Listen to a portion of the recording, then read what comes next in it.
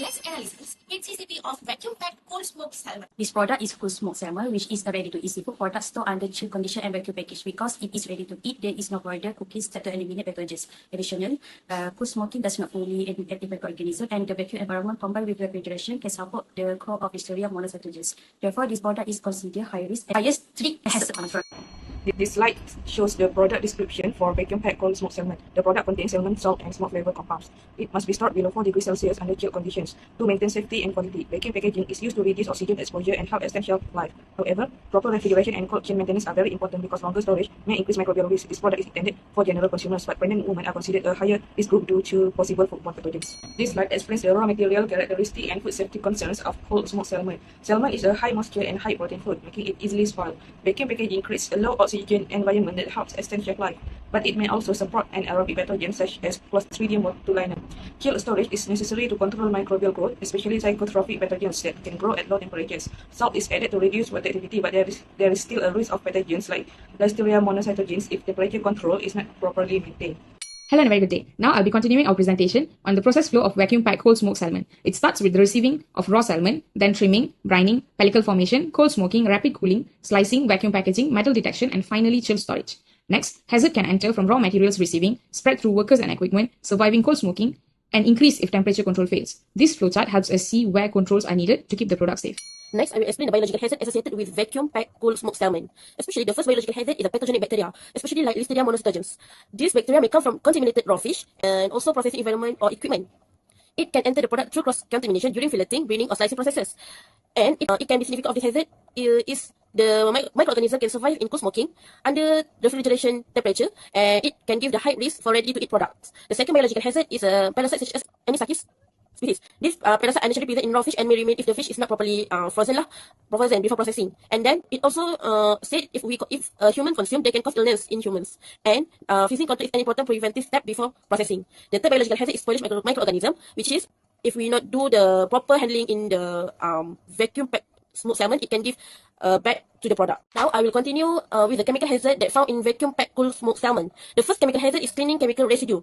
This residue may come from detergent and sanitizer used during the equipment cleaning. If the equipment and surface are not rinsed properly, chemical residues may remain on the product. And also, it can give dangerous because the chemicals can be toxic if ingested and may be indicate poor sanitation control in the processing facility.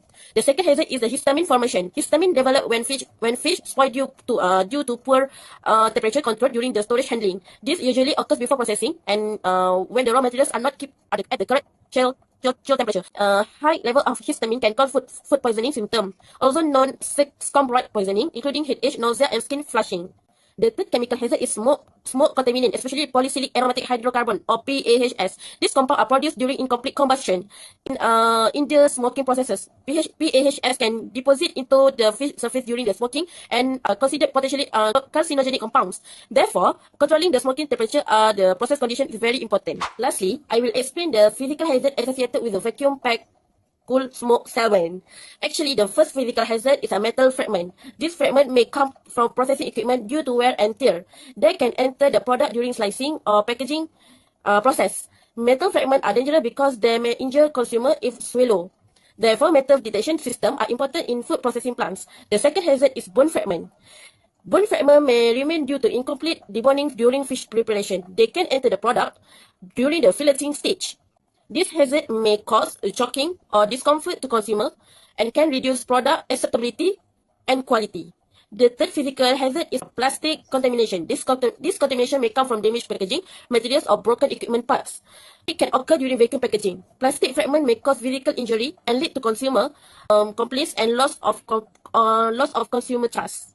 Let's move into hazard analysis and significant hazards. We look closely at each step to find the most dangerous biological and chemical hazards. Four main risks are Listeria monocytogenes, Clostridium botulinum type E, and polycyclic aromatic hydrocarbons, specifically from brining, cold smoking, rapid cooling, and vacuum packaging. The chance of these hazards growing is very high because of how we process the fish.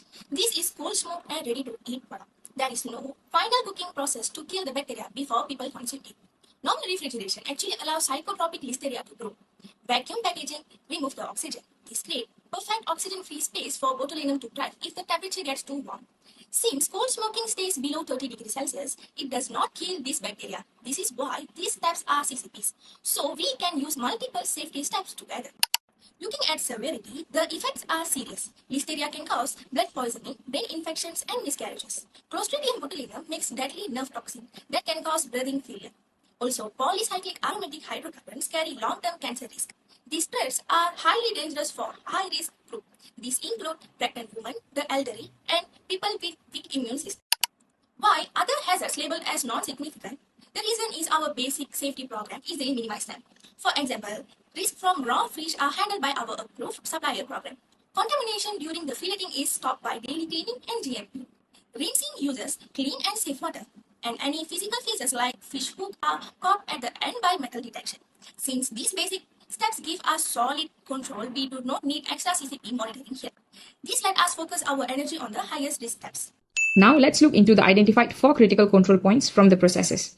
Firstly, brining ensures the right salt and temperature to prevent pathogenic growth. Next, cold smoking requires strict control because it doesn't kill bacteria and can form polycyclic aromatic hydrocarbon. Rapid cooling quickly lowers temperature to stop surviving microorganisms from multiplying. Vacuum packaging, on the other hand, must be hygienic and sealed properly, or bacteria could grow in the low oxygen environment. Other steps like trimming or slicing are managed through hygiene and standard procedures. These 4 CCPs are critical because failure here directly affects safety and cannot be corrected later. Brining is a CCP because it reduces the water activities and creates an environment that is unfavorable for microbes to grow. The critical limits include a salt concentration of 3 to 7%, brining time of a minimum of 12 to 24 hours, and temperature of less than 4 degrees C. Monitoring is carried out by checking the salt concentration and brining time using calibrated equipment, and if any of these limits are not met, corrective actions such as elongated brining times are performed. Verification through reviewing records and calibrating equipment are done, and all monitoring activities verification methods are documented in a log sheet. Cold smoking is done under 30 degrees C. This preserves the flavor and the texture of the salmon, but this is not enough to kill pathogenic bacteria. Therefore, a rapid cooling is followed immediately after. For critical limits, we have a smoking time of 24 to 48 hours under a temperature of less than 30 degrees C. For monitoring, we use thermometers and data loggers to measure the smoking temperature and the duration, and if this exceeds the critical limits, a corrective action such as extending the smoking time is done. For verification, we conduct microbiological testing or calibrating the devices. Finally, all these are measured and recorded in a log or for traceability's sake. For CCP3, rapid cooling is important to prevent bacterial multiplication after the cold smoking process. The main hazard at this stage is the growth of pathogenic bacteria when the salmon remains too low within the temperature danger zone. Therefore, the critical limit is maintaining the product temperature at 5 degrees Celsius or below, while the operational limit is rapid cooling to below 3 degrees Celsius for better process control. Monitoring is carried out using temperature probe and cooling record. If the cooling record process fails, rapid cooling and product hold will be implemented to maintain product safety. For CCP4, vacuum packaging is critical because cold smoked salmon is a ready-to-eat product with no further cooking before consumption. Possible packaging hazards include sea failure, recontamination, and environmental contamination. Vacuum packaging may also increase the risk of anaerobic bacterial growth if not properly controlled. Therefore, the critical limit are maintaining product temperature at or below 5 degrees Celsius and ensuring the vacuum seal remains intact. Monitoring includes seal inspection and leak testing, where defective package will be repackaged immediately. Monitoring is used as a real-time control to detect any deviation immediately. In this product, critical parameters such as temperature during storage and salt concentration during cooling are monitored. This is important because even small deviation in temperature can allow microbial growth, especially for psychotropic pathogens like listeria. Corrective action are taken when a deviation occurs. The root cause must be identified. For example, temperature abuse during storage and the affected product is isolated or rejected. Preventive measures are then implemented to avoid recurrence, ensuring continuous control of food safety hazard. Verification ensures that the hazard system is functioning effectively. This includes internal audit, calibration of equipment, and microbiological testing for Listeria monocytogenes. These activities are important because monitoring alone may not detect hydrophilus, so verification provides additional assurance of food safety. Documentation provides evidence that the hazard system is properly implemented. These include monitoring records, CCP logs, traceability system, and corrective action reports. These records are essential for tracking product batch and ensuring accountability in case of contamination incidents. This slide presents Regulation 159 under the Malaysian Food Regulations for smoked fish products. According to the regulation, smoked fish must be prepared from cured, pickled, or salted fish and smoked using wood free from paint or preservative. The regulation also states that smoked fish may contain small amount of formaldehyde absorbed during processing, with a maximum limit of 5 mg per kilogram. In addition, permitted flavor enhancers are allowed in the product. In conclusion, the hazard plan for vacuum-packed cold smoked salmon is important to ensure food safety and product quality. Critical control points such as brining, cold smoking, cooling, and vacuum packaging help control biological, chemical, and physical hazards. Proper monitoring, corrective actions, verification, and documentation are necessary to reduce risk from pathogens like Listeria monocytogenes and Clostridium botulinum. Overall, the hazard system helps ensure the product is safe for consumers and complies with food safety regulations.